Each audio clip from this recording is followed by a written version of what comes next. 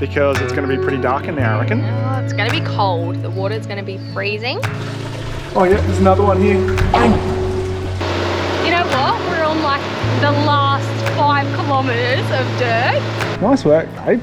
Give us a high five. Yes. And the reason we found out was because someone abused us on the radio as we came into this camp. Hey everyone, welcome back. At the end of last week's video, we were exploring Bell Gorge, and in this one, it is our final stretch of the Gibb River Road. So come along and we'll show you what we get up to. After picking up the caravan and heading towards Derby still, it's actually turned into like a highway out here. The roads are so nice, they've all been graded. It's actually been really nice to drive. So I haven't told Chelsea this yet. It's been probably 3 or 4 years since she's emptied the toilet cassette. And I reckon if this video gets, what do you reckon, 5,000 likes? 5,000 likes? Or sure, yeah, 5,000. 5,000 likes and 400 comments. So make sure you hit that thumbs up button and drop a comment below. We'll get Chelsea emptying the toilet again. Great.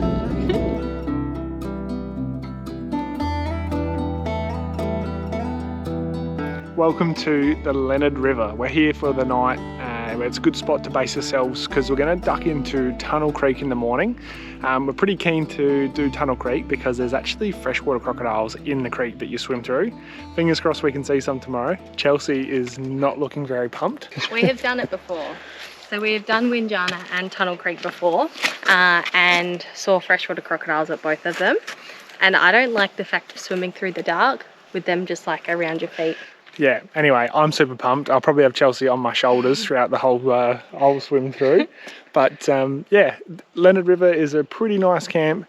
They've got a river running through. Apparently there's freshwater crocodiles. We've seen people like paddling in the water, but I don't know, it's straight out to the ocean from here and it doesn't really seem all that safe. But it is a great camp for the night, huge open area, plenty of sights, and we'll catch you in the morning. Actually, no, we might catch you later. You know how we were just saying we think there's freshies in here? Well, there is one just down here. They reckon there was 2, but one's gone back under. I tried to get an image in the GoPro, but I don't know how well that went. It's quite dark in the water. Well, I'm back. I thought I'd show you our dinner. So we are well and truly finished all of our fresh stuff. I had a tiny bit of wombok cabbage left, some spring onions. I'm having noodles for dinner, and Bryce is having bacon and red onion toasties. Don't forget the cheese. And cheese. That's about as good as it gets at the moment, but we are hoping to get to Derby tomorrow afternoon, and there's a Woolies there. I'm so excited to do a massive stock up. All right, now I can say catch you in the morning.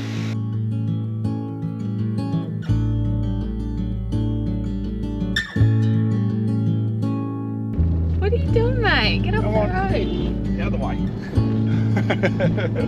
Let's just say we are very glad that we didn't bring the caravan out to Windjana and Tunnel Creek today because the road is pretty shocking. Not the whole thing, just sections of it are very, very corrugated. Doesn't look like it's been graded in a long time. And one of the mirrors, the towing mirrors, we left them on today and one of them was just like hanging off in the breeze. So we got that just in time before it fell off and smashed. We're at Tunnel Creek and getting ready to go, just packing a bit of a bag, making sure that we've got our head torches and waterproof torches ready to go because it's going to be pretty dark in there, I reckon. Oh, it's going to be cold. The water's going to be freezing. Nice cold plunge, isn't it really good for you? Yeah, that's it. See, got to be thankful for the cold sometimes. I'm actually really nervous. Yeah. I'm not, because I reckon there's going to be about 1,000 people in there. There's a couple tour buses and there's about maybe 15 or 20 cars. So I think it's going to be like a little walking highway through there. So I think we're going to be pretty safe. My thing is the pitch black and the fact that you don't know what you're stepping on. I'm going to be wearing my Alita shoes and they're going to be staying on the whole time. Yeah, fun fact, Alita shoes save you from crocodiles. Do they? Yep. Wow, that's a big call. There are 2 walks here, one to the cave entrance, so if you're not feeling adventurous to do the swim, you can just go for a look at the cave. And then there's also the deep wading, swimming through the tunnel to get to the other side, and apparently there's some rock art on the other side too. Chelsea's just had a nervous wee because she's starting to get a little bit excited. Freshwater crocodiles.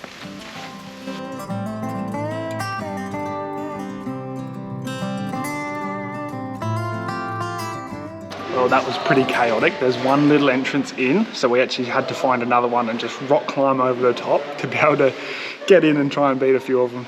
It is so busy here, but now that we're inside the cave, it's opened up.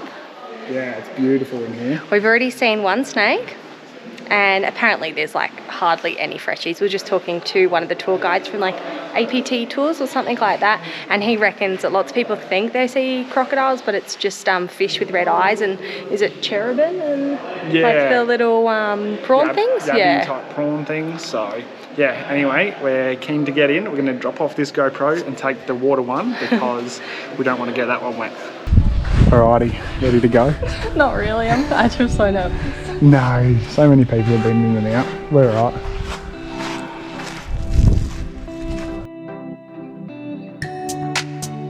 Alrighty, we're coming up to the swimming part and it's so dark in here. But yeah, I'm actually really scared. I don't like this already. I feel sick. That's right, ready? Do you actually have to swim on this beer? I don't know. We're going to find out anyway. It's only one little bit that you have to swim across. I think it's about 15 metres. Yeah, but then it's going to go in the water again later. No, it's all good. No, I don't honestly, know if I like we're all good. That's alright. I can leave you here if you like. You're alright. Alright, quick, let's do it. Oh, there's people here. Come on. Yeah, let's not just stand. Oh, I don't like this. Yep. I'm already unpacking. Alright.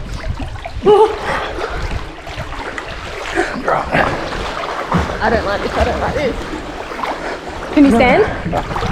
Right. Oh, fuck. You're doing great. Can you stand? No.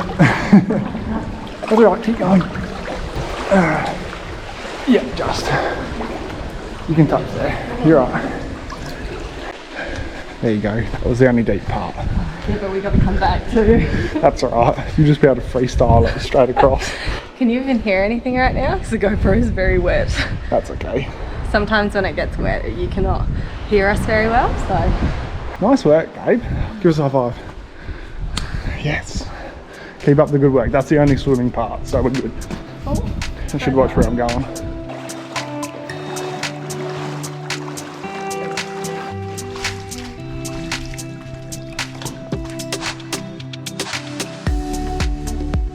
I think that's the thing about the deep patch is that it takes your breath away and then you're like, okay, I'm in the dark and I've got to swim really fast. Yeah. Well, I mean, I'm speaking for Chelsea because I was pretty calm, but... I don't like it because you physically could not touch the bottom. And like Bryce couldn't even touch the bottom. And how tall are you? Like... Oh, tall enough. Tall enough. Alrighty, let's go. Torch back on, ready to go.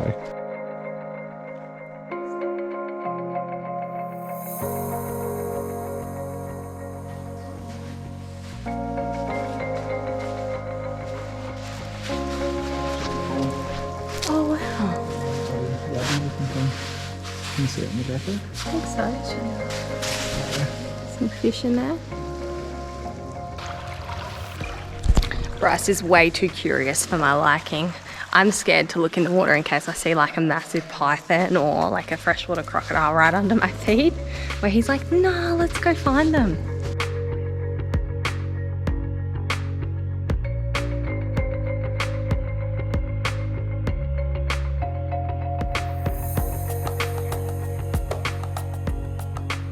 Alright, you ready for the last swim? Yes, I'm actually confident now. We haven't seen any crocodiles. We've only seen a heap of cane toads, fish and cherubin. So I'm feeling confident about this. Alright, I want to see butterfly through here. No, I'm still scared though. Some eyes over there, but there actually could be a freshie on the top there. Yeah, well it's gone under now. Nah, there's the one next to it. Oh. Don't know if you can see the two eyes there. No, I could before. See like... Okay, I'm not going to just stand in the water waiting. Alright, swim. Alright, go.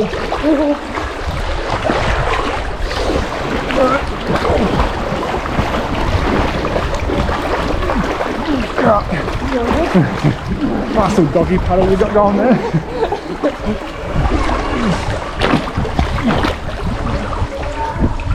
Yeah, there it is. Yeah. He's gone though. He went straight away. Yeah, and he was like perched up next to this log. Yeah. Where's he gone? Oh yeah, there's his snout. I can see his snout, he just disappeared. Yeah, I got him right here. Look at that, beautiful. He's big, he's like 2 meters. Yeah. Oh, he was huge. Oh, and there's another one. Oh yeah, there's another one here. Bang. Oh, you beauty.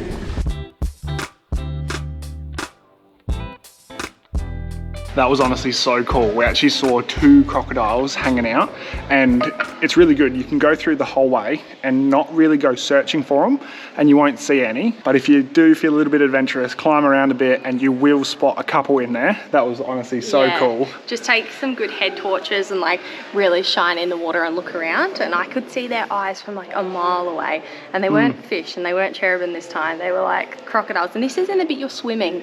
So we're swimming over one side of the cave, and then we went over the other side, and yeah, you could see the crocodile's eyes. Yeah, that was honestly so cool. That's right. Okay, we got bad news, but it's not horrible. We've had the bash plate on the front fall off. Bryce is going, give me the GoPro, and I'm like, oh my God, what's going on? That's okay. It's not too bad. There's worse that could have happened. We had this donk donk donk, and we're like, oh. You know what? We're on like the last 5 kilometers of dirt and this happens. It's fine. It's no big deal. It's an accessory. It's not. Yeah, that's it. Something that we can fix and make work anyway. You don't need the horn? Probably don't need the horn. Not at the moment anyway. We can get to that later. Always got to have some wire with you. Oh, watch out. Another one coming through. Let's see if anyone actually slows down or if they're just going to hook past you. They're going to hook past. No, he was a good one. We've already had one that went screaming past. Didn't even see if we're okay. I think it's been good on the Gibb, because if you ever see anyone pulled over, even if they're just having like a toilet stop, you slow down, you give them the thumbs up, you're like, are you okay? And everyone's always said they're fine, but I think it just like shows a bit of humanity again, how good 90% of people can be.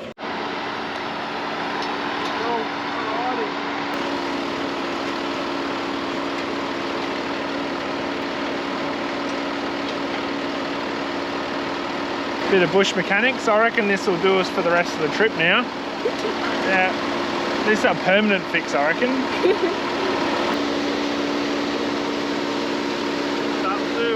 It's probably going to hold better now than it ever has. Okay, I've got 5 minutes back to the caravan, and then Bryce might do a bit of a better fix on it. Are you going to fix it when you get back?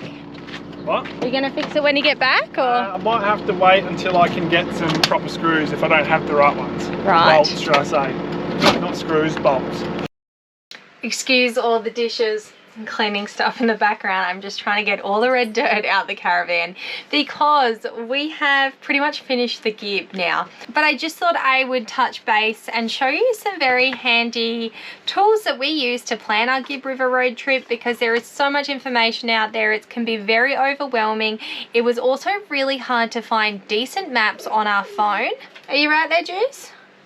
We went to the information centre and actually picked up one of these Henna map, just map books, which was very handy. It's got heaps of information in here, and it shows you a very detailed map of the Gibb River Road, plus all the hotspots on here as well, and really helps you to plan your trip. The only problem is, if you're anything like me, you'll unfold it and then you can't fold it up properly again. That's what Bryce is for. And then we've got this big Henna Maps book, which is actually from A247, the online store. And this one is super detailed for the whole of Western Australia, not just specifically for the Gibb. If you'd like to get yourself some Henna Maps or just anything from the A247 website, make sure to use our discount code ADVENTURE23 and get yourself 10% off. Alrighty, time to air up. That's the last of the dirt, and now we're on to Derby. So we've finally finished the Gibb. Pretty good actually. It's only in the last 5 minutes lost the front bash plate, and then that's pretty much as far as the damage goes. We've come out of that pretty unscathed, I reckon. So we didn't have much damage, and this was a pretty big test for our caravan. We've only had it for about 10 or 11 weeks now. And there was a few things on the first day moved around in the caravan, but I think once I learned how to pack it for the conditions, then we were pretty sweet. And then also the freezer door is a little bit offset from the latch when they installed it. So once we figured out that the freezer door could open, we put a little bit of Velcro on there to keep it shut. Just little minor things like that, nothing crazy.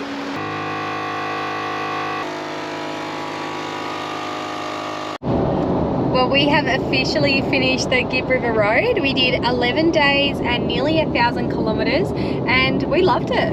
Yeah, it's been so much fun. We couldn't believe how dog friendly it was.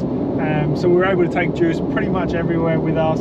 The big thing for us is that we just made sure that we prepared everything. We made sure our tyre pressures were down, everything was protected, and just do as much as you can. And that way, if stuff does go wrong, it's out of your control. I think when we were doing our research of the Gibb, you hear all of the horror stories, but overall the road wasn't that bad. I mean, the main road was actually pretty good. You got really snotty sections sometimes where it'd be a bit corrugated for like 5 minutes, but then again, it just, most of the time we were doing what, like around 70 k's an hour? Yeah, between 70 and 80 on average. So the car averaged 19.8 litres per 100 kilometres. So that's with the van on and off. That's just overall. We've done just over 1,000 kilometres, and yeah, it's been awesome. Another thing to note is fuel. We haven't got a long range fuel tank, but we had no issues. We carry a couple of jerry cans with us. We only ended up having to use one of them, so we had one for a backup. Yeah, so we're able to get fuel at Amidgee, Mount Barnett, Mount Elizabeth and Del Questro. I think you can also get fuel at Home Valley, but we didn't end up going in there. Same with water. There's so many places to fill up with water along the way. Well, not once did we even think we were getting close to running out of water. It was so good. Now off to Derby. I am heading to Woolies and Bryce is heading to go get fuel and a gas bottle. Yeah, go stock up again. Well, I'm very happy I got to do a massive stock up at Woolies in Derby, but would you like to see tonight's very glamorous free camp? You can probably hear the road noise just humming in the background.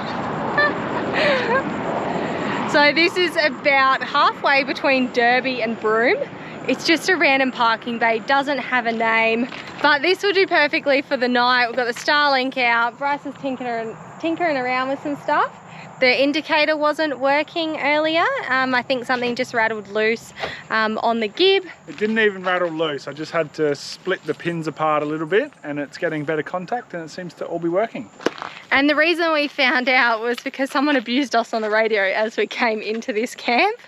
We're really good with checking our indicators and lights because we've got a function in the Ranger which you can press and it will do like a big light check for you. So you can just click the button, get out and walk around and do that. So we're usually on top of it, but this time someone abused us and let us know.